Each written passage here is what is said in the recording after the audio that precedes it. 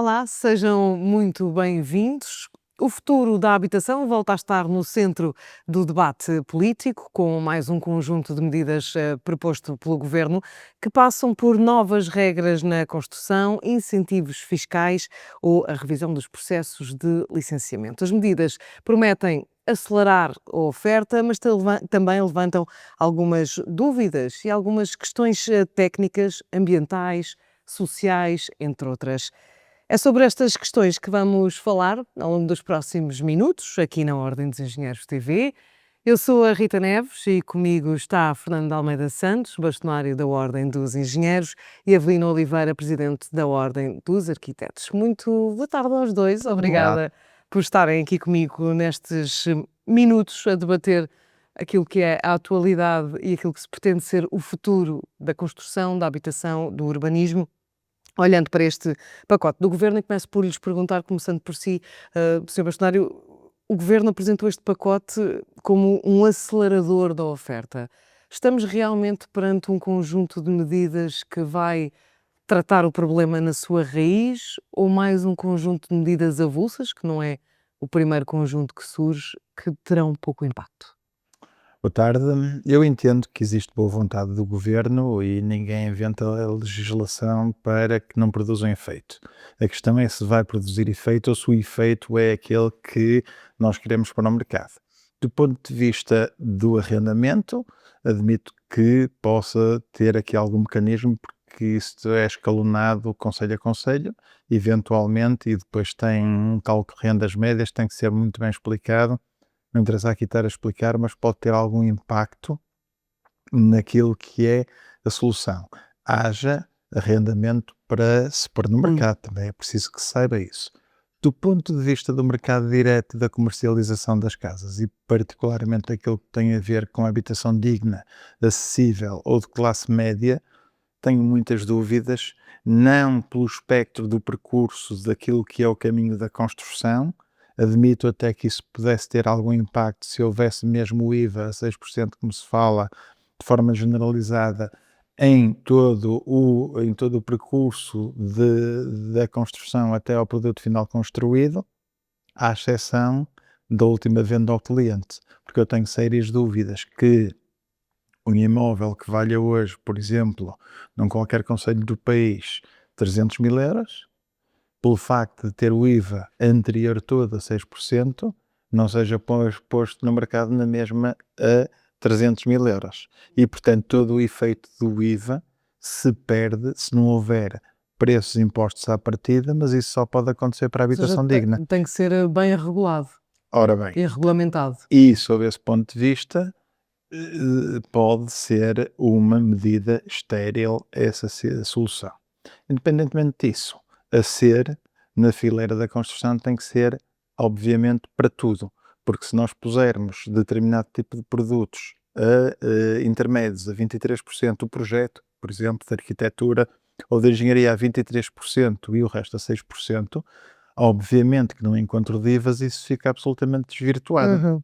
E se num determinado, até podemos dizer, mas o projeto é 6% para construção digna e a 23% para construção normal, se houver um projeto híbrido que tenha, por um lado, habitação digna, ou parte de habitação digna e parte de habitação normal, a nossa pergunta é quem é que vai distinguir e qual é o empreiteiro que não vai dizer que do ponto de vista da compra de produtos para a habitação não vai comprar tudo a Ou seja, é uma 6%. boa intenção que ainda tem que ser bastante Tem clarificada. que ser muito trabalhada, temos muitas dúvidas, eu tenho trocado impressões com o Avelino, o meu homólogo da Ordem dos Arquitetos, não temos uma resposta clara para isso, mas reconhecemos a boa vontade de resolver o problema por parte de quem legisla e de quem decide, isso é E já vamos verdade. olhar com mais pormenor, já adiantámos aqui um bocadinho a medida da descida do IVA para os 6% na construção para custos moderados ou para valores moderados, mas olhando no espectro geral, também fazendo a mesma pergunta, Avelino, quando olha para este conjunto de medidas, parece-lhe um conjunto de medidas que vai de facto contribuir para resolver o nosso problema? Antes de mais, cumprimentar a Rita, mas muito especialmente aqui a recepção e quem nos recebe, o bastonário Fernando Almeida Santos. É um prazer para mim estar aqui na Ordem dos Engenheiros. Eu tendo a ser, naturalmente sou uma pessoa otimista, não é? E acho que o conjunto de medidas foram medidas que foram pensadas e bastante discutidas, e relativamente à habitação, e algumas delas são particularmente bem intencionadas, outras têm uma receptividade que eu diria que pelo menos tem tido uma receptividade algo receosa e até crítica. Portanto, dividiria apenas nessas duas dimensões. À partida, as pessoas, o cidadão comum achou esta questão dos valores, quer da renda, quer do valor dos imóveis, elevados, não é? E obviamente que aquilo necessitou que os decisores políticos tivessem que esclarecendo, estamos a explicar. falar de casas com 648.000 € na compra e uma renda de 2.400, 2.300, 2.300 ou Mas é o 2.400 teto, euros. Portanto, isso estamos a vai- falar de tetos, vai certo. até o tetos teto. bastante elevados, não Sim. é? Aquilo Não que eu estamos a tenho- falar de valores moderados na realidade, para aquilo que é pelo menos o comum do Sim. português. Aquilo que eu tenho dito é, primeiro tem que haver a decisão política. Estas medidas ainda têm que ser discutidas no Parlamento, e eu admito que no âmbito daquele do processo legislativo, que inclusive as ordens sejam chamadas em comissão parlamentar, o que também significa que há alguma dificuldade nestas medidas em elas entrarem muito rapidamente, porque todo o panorama político é um panorama político de dificuldade, de mediação, de equilíbrio, etc. Portanto, isso por um lado. Na vertente técnica, que é aquela sempre que mais nos preocupa, eu acho que as medidas têm um aspecto interessante e têm outros aspectos que eu acho que são mais críticos. O aspecto interessante é que elas não são medidas também de ruptura. Ou seja, nós temos vindo, provavelmente nos últimos 3, 4, 5 anos, eu diria 3, 4 anos, temos vindo finalmente a aplicar medidas relativamente à política de habitação. Porque o grande problema está dos 20 anos ou 30 que tiveram para trás. E, portanto, nesse sentido é positivo. Depois também é importante que se consiga atingir um consenso o mais generalizado possível relativamente à política fiscal, depois relativamente à política de investimento público, não é? E depois relativamente à ligação que tem a ver, que essa interessa-nos muito, que é com o setor, com a chamada fileira da construção, com os projetistas, com aqueles que são os promotores, com os construtores, ou seja, eles têm que estar alinhados, porque eles têm estado efetivamente mais ligados. Portugal, felizmente, tem muita procura, nacional e internacional, portanto eles têm estado ligados a um mercado que lhes dá maior rentabilidade. O mercado da classe média, média baixa e da habitação, seja moderada, acessível, enfim, que a gente lhe quiser classificar, não tem tido Esse é o grande atratividade. problema. Em nenhum dos mercados não tem tido atratividade nem na compra, nem para a venda e compra e Sim. venda, nem para o E aí não há arrendamento. ilusão, nós não conseguimos resolver o problema Por mais todo, incentivos fiscais que por se mais tenham dado. incentivos que haja, etc., não resolvemos o problema todo, senão, se o setor não estiver concentrado na resolução deste problema. Repare, a média na Europa anda na casa dos 12, 15% na habitação pública. Em Portugal está nos 5%. Uhum. Mesmo que nós consigamos Nós em chegar Portugal aos temos 8%, 2% até. Sejamos, Uma média eu tem sido estou 2%. otimista no sentido Muito em que otimista, o que já mas está em sim. curso com o Vai permitir PRR, os 5%. e pensando nos 26 mil fogos que estão e com os 59, que a gente se aproxime dos 5%. Isso em primeiro lugar. Mas mesmo que nós em habitação pública chegássemos à média europeia, temos que ter consciência que falta todo o restante, e o restante é feito pelo setor privado. E, portanto, nesse sentido, eu acho que há aqui um longo caminho a fazer. E depois permitam-me só dar aqui dois sinais que também me parecem importantes, que é não só falar do presente, ou seja, estas políticas não podem ter só uma avaliação no presente, resolver aquilo que são os problemas emergentes, a urgência, porque às vezes a urgência também nos leva a fazer muitas asneiras. Mas também falar de futuro. O que é que vai acontecer depois deste conjunto de políticas, e se nós como país e em termos de setor sermos mais reforçados, se as câmaras ficarão a funcionar melhor, se os projetos serão aprovados mais rápidos, se os principais institutos, desde o IRU, ao LENEC, ao IMPIC, à construção pública, que antigamente era parque escolar, se saem reforçadas também como estruturas, como institutos ligados a este setor, que estão a trabalhar melhor. Se os técnicos, se realmente o BIM, a inovação, a construção modular, a inteligência artificial, vem para servir e para se enquadrar ao serviço dos arquitetos e dos engenheiros. Tem que haver essa dupla preocupação. E já agora, se coisas mais simples, como as reduções no IMT, as vantagens fiscais no arrendamento, a redução IRS, IRC e o IVA a 6%, se reflete, que eu acho que é a grande preocupação que o Sr. Bastonário, e muito bem citou, se reflete no No, consumidor no- final. no preço final, exatamente, naquele que E chega. aí há dúvidas, e nós temos algumas dúvidas. Sabemos que pode ser possível, mas também sabemos uma coisa, vai ser muito difícil, não vai? A grande questão aqui, Rita, já agora, e Avelino, é que nós misturamos tudo mais uma vez. Nós não estamos sequer aqui a distinguir nesta legislação aquilo que é habitação da habitação digna.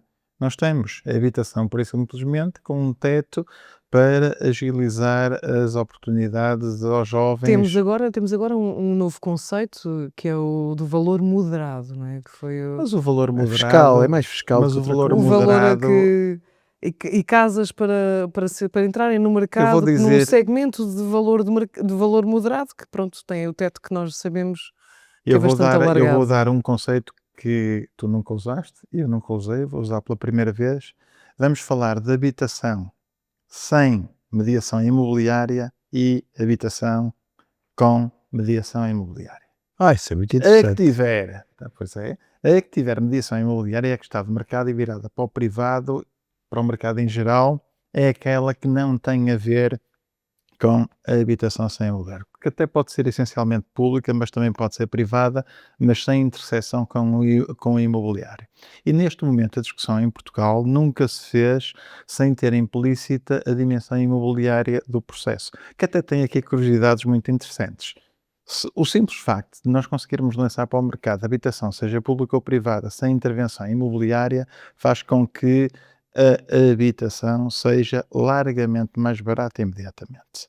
Para dar uma E ideia, menos especulativo, e não é? menos especulativa, porque depois há a questão da procura e da Portanto, oferta. o Sr. Bastonário está aqui a lançar uma espécie de um desafio à mediação imobiliária, não é? Não, eu acho que a mediação Importante. imobiliária é importante, dinamiza o mercado, mas é para o mercado. Eu duvido muito que a habitação necessária em Portugal, ou mais de 50% da habitação necessária em Portugal, seja sujeita ao mercado, que é uma coisa completamente diferente. Deve ser promovida para o consumidor final imediato que precisa dessa habitação de forma urgente e digna, porque senão vamos seriamente ter um Uhum. problema social a médio prazo. E é esta a questão de futurologia que nós temos que ver. Se depois nos vierem dizer, no lado do mercado, já não estamos a falar do lado de fora do mercado, que há interesse da engenharia e da arquitetura em penalizar ou apertar ou amordaçar a dimensão imobiliária, não há. O que nós não queremos é que se passe em Portugal o que não se passa no resto da Europa. É que a soma da engenharia e da arquitetura vale bastante mais ou algo mais do que a dimensão imobiliária, que até é regulada fora da Europa, cá não é, fora de Portugal, na Europa, cá não é, em alguns sítios. E aqui, de soma dos serviços de uma dimensão de arquitetura com várias engenharias, numa habitação normal, eu diria que é menos de metade, para ser simpático, do que uma venda, uma comissão de uma venda imobiliária num mercado normal, que é legítima, o que é legítimo é o resto. Atenção. E, portanto, pois isto cria dumpings salariais, cria problemas comparativos, cria Qualidade. más soluções de qualidade, enfim, mas essa é parte do mercado. Tirem da habitação digna, acessível, custos controlados, como se lhe queira chamar, a dimensão do imobiliário. Separe-se e a partir daqui vão ver que os preços da construção são bastante diferentes. Também há que tirar outras exigências, já lá vamos, nomeadamente energéticas, porque nós confundimos, outra coisa que confundimos muito aqui em Portugal, na transposição das diretivas europeias, e entre outras coisas, é, por exemplo, conforto térmico com luxo energético. Claro, São coisas diferentes. precisamente, e era mesmo por aí que eu queria ir, olhando para a forma como a engenharia e a arquitetura respondem a este repto deste acelerador da oferta. Portanto, precisamos de acelerar a oferta, precisamos de construir mais, precisamos também de voltar a reabilitar mais. Precisamente, Fernando Almeida Santos, temos condições para responder a este repto, nomeadamente Uma pergunta muito direta: é possível construir custos controlados em Portugal? É, mas tem que haver uma dimensão de arranque público. Ou seja, da mesma maneira que numa reabilitação urbana, quando há uma praça que está degradada, é o público que vai arranjá-la, o setor público vai arranjá-la, a Câmara Municipal, o responsável do espaço público, que depois tem ruas transversais e começa-se a arranjar uma, depois de arranjar a praça, depois uma segunda. Os detentores das casas nessas ruas, ao ver aquilo arranjado, começam a ter incentivos para melhorar as suas casas, porque a praça está reabilitada, a rua está reabilitada e começa a haver vontade privada de também reabilitar. Na habitação é a mesma coisa, ou seja, se há confiança do privado face à iniciativa pública, começa a haver resposta.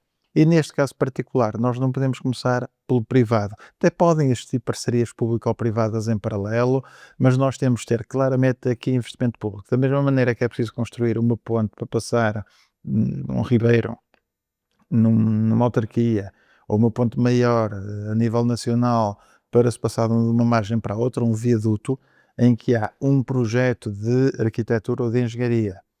Se for uma habitação, é arquitetura, claramente, o projeto ordenador, e projetos que têm que ser assumidos pelo Estado, depois a construção tem que ser assumida pelo Estado, e este arranque, esta habitação pública, aquilo que significa em termos médios 15% a nível europeu e que nós temos 2%, isto tem que ser de iniciativa exclusivamente pública. E aqui sai tudo aquilo que é o tal imobiliário. Criam-se condições e dinâmicas para dar respostas às populações naquilo que é urgente e essencial.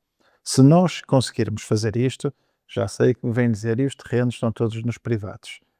É verdade, mas os terrenos estão todos nos privados, mas já alguém se lembrou de fazer um leilão invertido aos privados para a aplicação desses terrenos para a habitação pública? Deu mão. Por exemplo, Posso há acrescentar? muitas outras questões.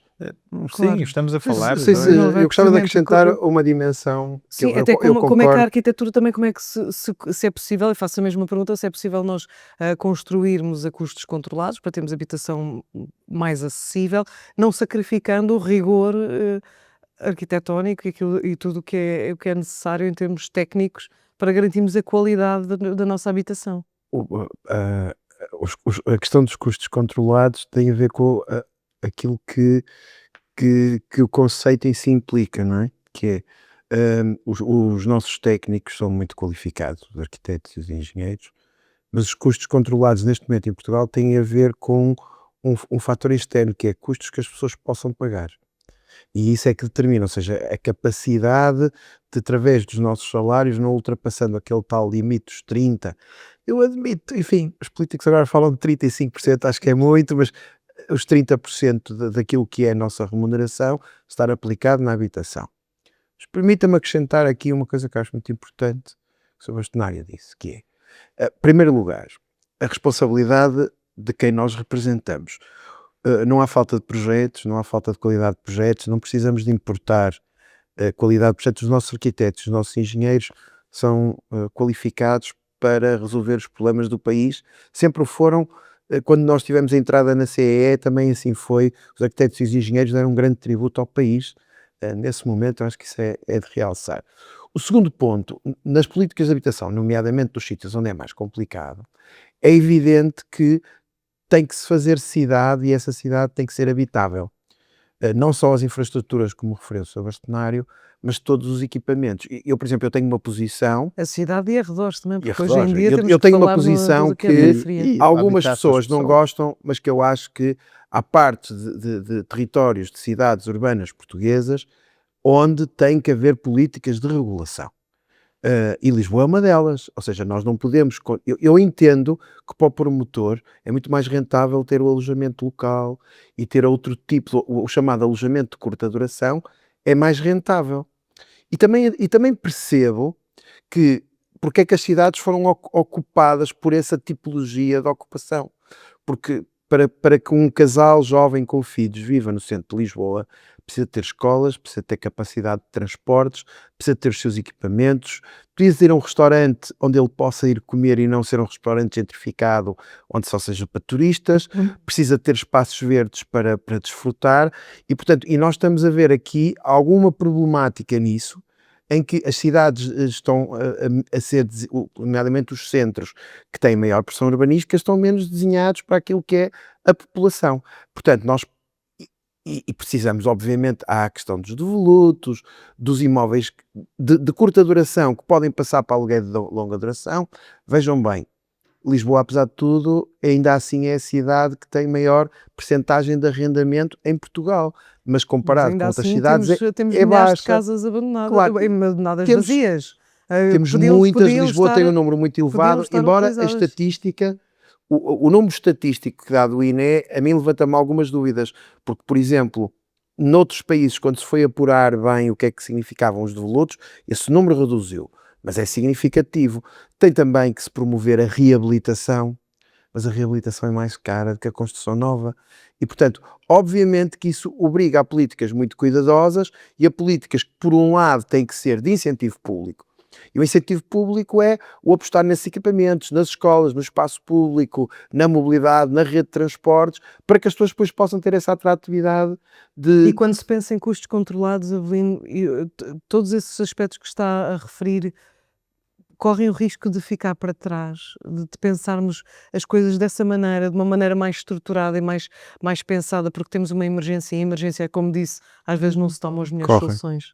correm o risco de... no meio da enxurrada de medidas políticas, correm o risco de ficar para trás. Eu acho que a dificuldade que nós temos tido maior com todo o setor da construção é quando nós vemos que a discussão da política de habitação, em geral, é feita nos órgãos de comunicação social, etc. É uma discussão pouco informada e com pouca capacidade de incorporar o tempo, não é? Porque estas mudanças vão tomar o seu tempo. E, portanto, e por outro lado, as medidas que seja este governo ou outro governo qualquer, têm que ter a flexibilidade de, quando uma medida não está a resultar, ter a capacidade de a ajustar, fazer um pequeno recuo e fazer um alinhamento, e o setor é aquele que muitas vezes pode avisar isso e pelo menos informar com mais capacidade. Agora, não há dúvida que nós temos que ter políticas públicas de regulação. Todos os países, mesmo, é que o debate não seja ideológico.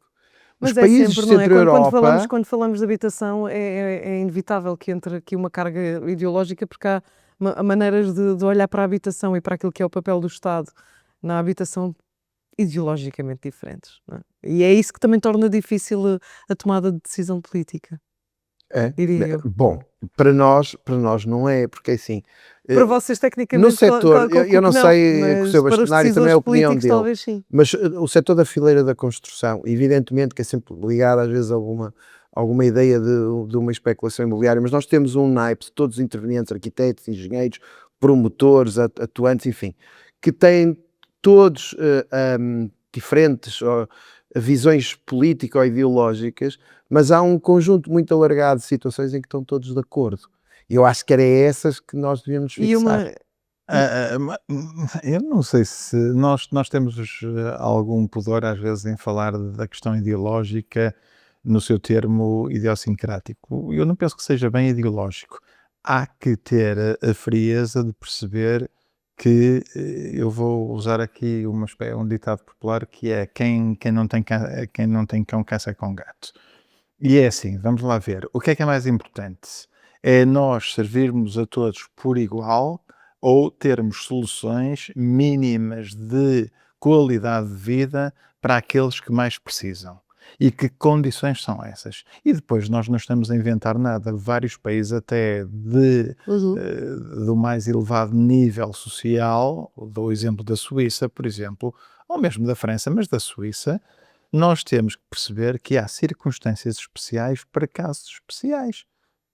E não estamos a falar, para mim a ideologia é a discussão política ou partidária conveniente, muitas vezes nos debates pré-eleitorais, de dizer que temos mais imigrantes e, portanto, a habitação serve de imigrantes, não é um discurso que nós queremos ter, nem é esse que interessa. Vamos falar no hipotético, naquilo que tem a ver com a dimensão técnica da questão, e nós temos regras para a habitação ou muitas regras para a habitação podem ser trabalhadas. Eu estou habituado a visitar, até por questões profissionais, apesar da arquitetura ser muito mais influente nesse aspecto, propriamente a engenharia, habitações dignas ou habitações sociais em determinado tipo de países, eu já vi andares modelos T2 com 45 metros quadrados ou T1s com 37 metros quadrados, que aqui em Portugal atualmente é proibido. Alguma fazer. ortodoxia na flexibilização. Isso não é ideológico, isso é resolver Um problemas. problema. Agora que me digam assim, ai coitadinhos das pessoas que vão caber ali, é melhor que viver em barracas, ou na rua, ou em circunstâncias É uma questão de de pragmatismo, acumulação. não é? De E, portanto, resolver os nós problemas. temos que perceber que não estamos a falar de ideologia, estamos a falar de respostas às pessoas. Qual é a vantagem do metro quadrado? Resolvemos o problema às pessoas, sendo certo que elas têm o seu espaço, é menor um bocadinho, mas também acreditamos, e essa é a grande vantagem social, que a maior parte das pessoas organizando a sua vida num espaço que é próprio, também a tendência é para crescer, não é para decrescer. Ninguém quer ir para menos. E as pessoas também sabem naturalmente pugnar por si. Eu lembro-me no meu tempo de miúdo, colegas meus do liceu, uma família de 4 pessoas, viver, eu digo agora, num cubículo. Esse meu colega é professor catedrático, a irmã é uma alta financeira em Angola, emigrou para Angola com o marido, tudo bem, mas isto para dizer o quê? Vivem muitíssimo bem hoje e o ponto de partida foi o ponto de partida que iríamos antigamente. Aliás, até vou mais longe, que é outra questão ideológica, aqui sim. Os nossos pais tiveram casa primeiro que televisão. Agora é preciso ter primeiro televisão que casa. São coisas, ou telemóvel, são coisas curiosas na vida. São E, coisas portanto, nós temos diferentes. que perceber para que lado queremos caminhar nestas Mas matérias. há um facto que é transversal e que toda a gente concorda, pelo menos a opinião aparentemente unânime é que precisamos de construir mais. Tivemos muito tempo com a construção parada em Portugal, portanto perdemos muito tempo e agora temos de voltar a acelerar. A construção vive uma crise neste momento, crise de custos de materiais e, sobretudo, falta de mão de obra. Aquilo que eu pergunto é se nós temos capacidade, imaginemos que agora surgem dezenas e dezenas e centenas de projetos ótimos, de custos controlados para irmos para a frente. Nós temos capacidade para responder a essa construção? Posso começar? Sim. Pronto. Depende do que interpretamos por capacidade. Se for a capacidade que Se temos mão de obra, se temos acesso a... vamos lá ver uma coisa. Forma tradicional. Capacidade de gestão, capacidade intelectual, portanto, tudo aquilo que promove a resposta, nós temos. Se me perguntarem se temos capacidade instalada em termos de número de pessoas para a fileira da construção, não. Mas então, a minha pergunta aos políticos que decidem é: ok, nós não temos, então contratem-se empresas estrangeiras. Será que elas têm? E se tiverem, vêm. Agora eu vou dar um exemplo muito engraçado. Essa é a ideia do governo, não é? Podemos também importar mão de obra e ser mais fácil trazer mão de obra para a construção. Mas em São Portugal. paliativos, ou seja, o que é que isso resolve? Mas eu até concordo, a questão não As é essa. bombas. A questão, vamos lá ver uma coisa, mas a questão da capacidade que muitas vezes é defendida pelos governos não tem a ver com a importação de mão de obra, que é realmente um paliativo circunstancial. O problema não é esse, o problema é que a capacidade vem nas lideranças e não lideranças que nós temos. E o problema é esse, é os governos a exportarem riqueza instalada, o potencial riqueza instalada Essa é que é a nacional, questão. e essa é que é a grande questão. Vamos dizer assim, há falta de capacidade instalada na construção em número de profissionais que são necessários para a E construção. como é que se dá a volta de uma forma rápida? Mas a tempo forma útil? como os governos querem resolver isso é através das lideranças e não através das capacidades instaladas portuguesas. Querem trazer capacidade internacional, em vez de sermos nós a trazer esta tal mão de obra migratória que temos que a trazer, são empresas estrangeiras, e grave será, e espero que nunca o governo português faça isso, de ir abrir as portas a empresas estrangeiras com a premissa de lhes poder dar a possibilidade de trazerem resmas, agora digo eu isto na brincadeira, que é um termo muito utilizado vulgarmente, resmas de chineses ou de outros países, de turcos, porque as empresas turcas são boas, vêm para cá, mas exigem que se tragam turcos, e andamos nós a fechar as portas às empresas portuguesas para contratar mão de obra estrangeira ou a dificultá-los para depois que não conseguem depois faturar e criar riqueza, Ou para depois seja, dar riqueza vê aos com outros bons e de olhos esta trazer tudo. possibilidade, de, por É exemplo, um risco de muito se grande isso. legalizar, de ser mais fácil para as empresas portuguesas contratarem mão de obra Claro, estrangeira. claro, o problema não é de falta de capacidade, nós temos falta de capacidade. O problema é de flexibilização do acesso à resolução da escassez de mão de obra na construção. E a mão de obra na construção tem uma particularidade muito interessante que outros setores não têm, é que para além de faltar mão de obra operária, falta mão de obra de desfias intermédias e falta mão de Uhum, obra uhum. de talento.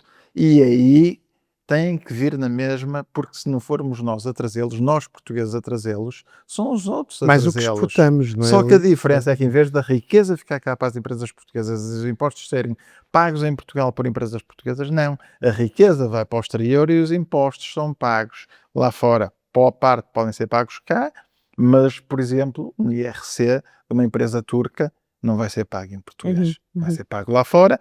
E, portanto, nós temos de ter a consciência que na fileira da construção há muita coisa que está mal agarrada neste momento. Luís Oliveira, como é que vê essa questão da construção, da Sim, capacidade aproximo muito. construtiva e também do ponto Interesse de vista nacional. da arquitetura, como é que nós estamos? Não é? Sim, também é em benefício do interesse nacional.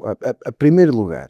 Em primeiro lugar, tem que se valorizar a parte da indústria, da construção, que está a apostar nesta nova industrialização em criar sistemas e métodos em que utilize o menos mão de obra possível, porque a mão de obra é um problema que nós temos, não é?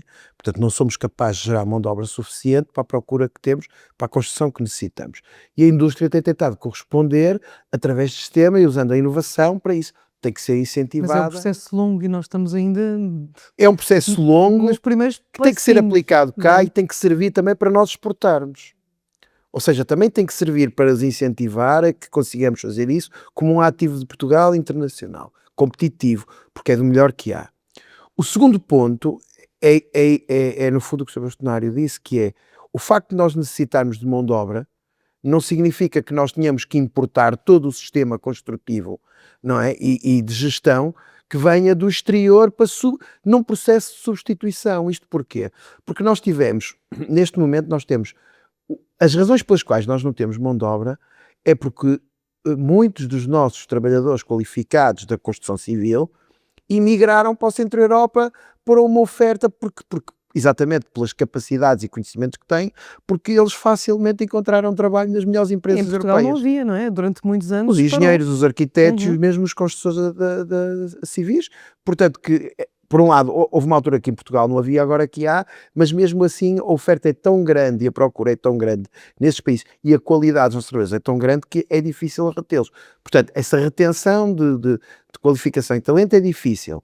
Portanto, nós temos que jogar aqui com esse equilíbrio. E aí aqui é que tem que haver, de certa maneira, muita inteligência na forma como as políticas são implementadas. E isso já tem a ver com a encomenda pública e tem a ver com o sistema que nós funcionamos. Nós somos um país que, às vezes, nesse sentido, em termos de mercado, não quer ser mal entendido, abre as portas aos mercados internacionais com demasiada facilidade e deixa que os nossos próprios ativos das nossas empresas vejam as portas fechadas no seu retorno. Eu noto muito isso também na área da arquitetura, não é? Uhum. Eu vou dar um exemplo. Os arquitetos portugueses, os engenheiros também, mas os arquitetos portugueses são premiados, considerados dos melhores do mundo. Os ateliês portugueses entram mais facilmente na Ásia, É verdade, na eu estou a ver, América, estão em imensos do que continentes, é entram, verdade. do que conseguem competir na Europa. E supostamente nós estamos num mercado aberto. E há razões para que isto aconteça. Há razões porque os mecanismos desses países, como não há uma harmonização de sistemas, dificultam que os nossos técnicos os nossos arquitetos possam ser competitivos lá. Com certeza que seriam, porque pela diferença até que existe salarial. Uhum, uhum. E procuram outros mercados. Significa que todo este jogo económico E usando as regras, porque a Alemanha, a Suíça, enfim, a Áustria, eles usam as regras da União Europeia. Com as regras, eles conseguem estabelecer as bases daquilo que é o seu próprio mercado, embora a crise da habitação seja europeia. E nós temos mais dificuldade nesse sentido, não é ser protecionistas, é defender o interesse nacional, que é o que temos vindo a dizer.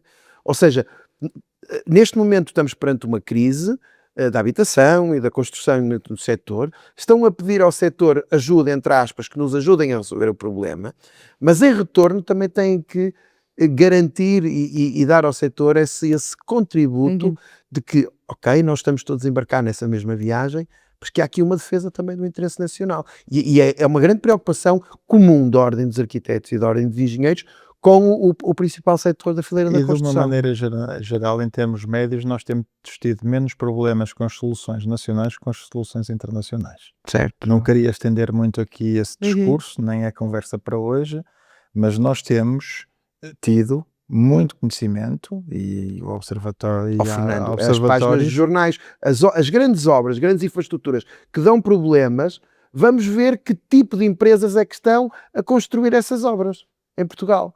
E vamos ver quais é aquelas em que está a ser complicado, que os atrasos são maiores e que são as derrapagens. E vamos ver se são as portuguesas ou se são as e internacionais. são as E internacionais. fica. E nós somos muitas vezes mais condescendentes com terceiros do que connosco próprios. Nós portugueses.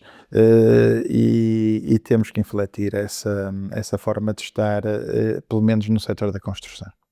E já nestes minutos finais, e apelo também ao vosso poder de síntese, mas perguntava nesta emergência nacional que temos hoje em mãos de resolver a crise na habitação, qual é que é o papel das ordens e de que forma é que também podem ser interventivas e se estão de facto a ser ouvidos no desenho destas políticas públicas?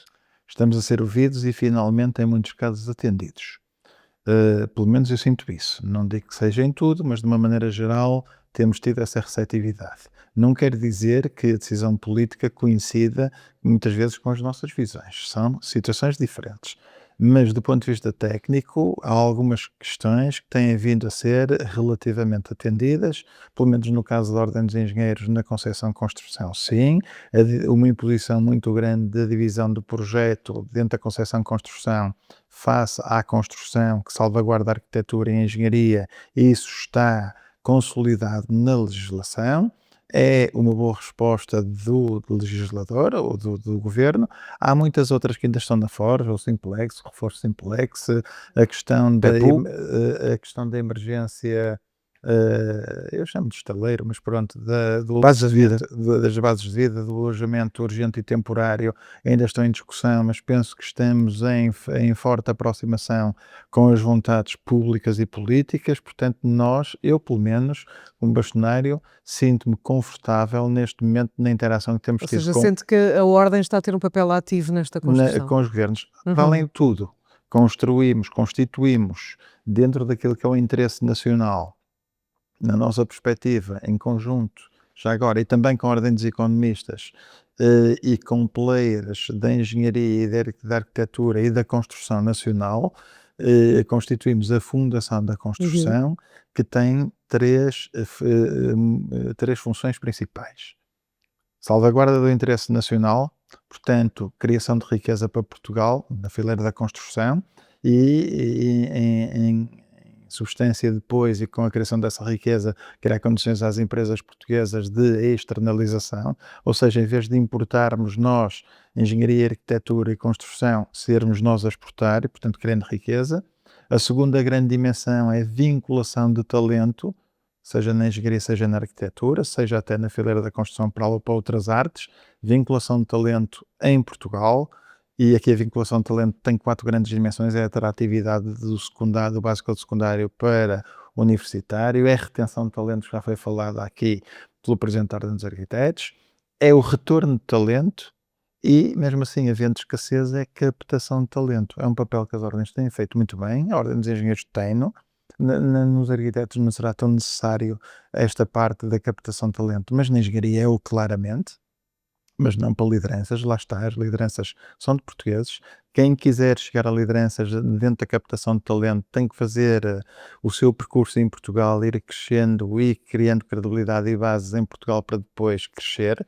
É como tudo na vida. E finalmente, e aqui sim em conjunto, contribuirmos para soluções que ajudem Portugal a decidir melhor. Não temos um Plano Nacional de Infraestruturas, o Plano Nacional da Habitação é coxa, entre aspas, e nós podemos dar um contributo e temos dado nestas matérias, entre outras matérias que podem interessar a esta revisão do Código dos Contratos Públicos no interesse nacional, porque só bloqueia. Ninguém gosta, Claro, a ninguém questão dos resolve. Mas licenciamentos são também, estas, portanto, os há todo... licenciamentos, pronto, tudo isto nós temos noção, já estamos muito para além do diagnóstico, queremos ser parte da solução e é esse o nosso trabalho enquanto intervenientes públicos e responsáveis das nossas associações públicas profissionais. Pina Oliveira partilha desta visão e da forma como não também só do papel partilho, ativo como que tem a Ordem dos Arquitetos. Como acrescento, eu até digo uma coisa diferente.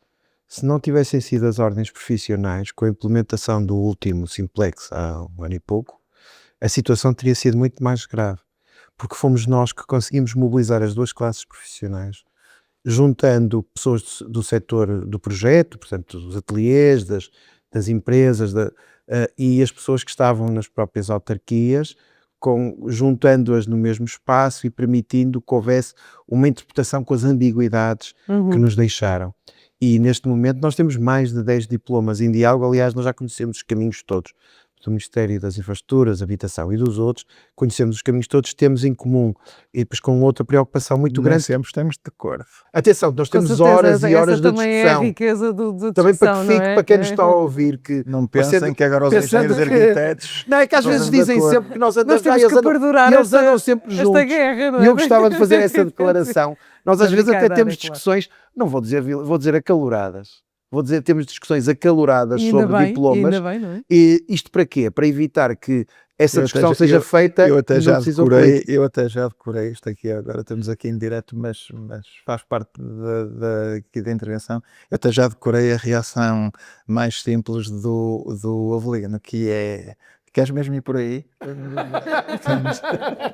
quando não gostam, já sei como é que é. Mas a verdade é que muitas vezes chegamos a consenso porque com pequenas cedências, primeira reação por exemplo, de criar modulação nas bases de vida para depois vir para a habitação digna, não foi nem bem nem mal recebida, foi uma surpresa da Ordem dos Arquitetos e bem trabalhada já é uma posição comum. Há aqui coisas que podemos trabalhar com facilidade. Até porque diria evitamos que isso seja feito, é preferível ser feito em privado do que à frente dos decisores políticos, porque isso vai dar uma imagem de divisão do setor e esse é o nosso maior contributo, portanto tentarmos, se possível, não é? E aliás diria eu que não sou de uma área nem de outra, que as duas áreas são complementares, portanto não vivem também uma sem a outra e portanto precisam do contributo de ambas. Meus senhores, obrigada, foi um gosto esta discussão, conseguimos passar um pouco Rita, para algumas das medidas, teremos certamente mais oportunidades para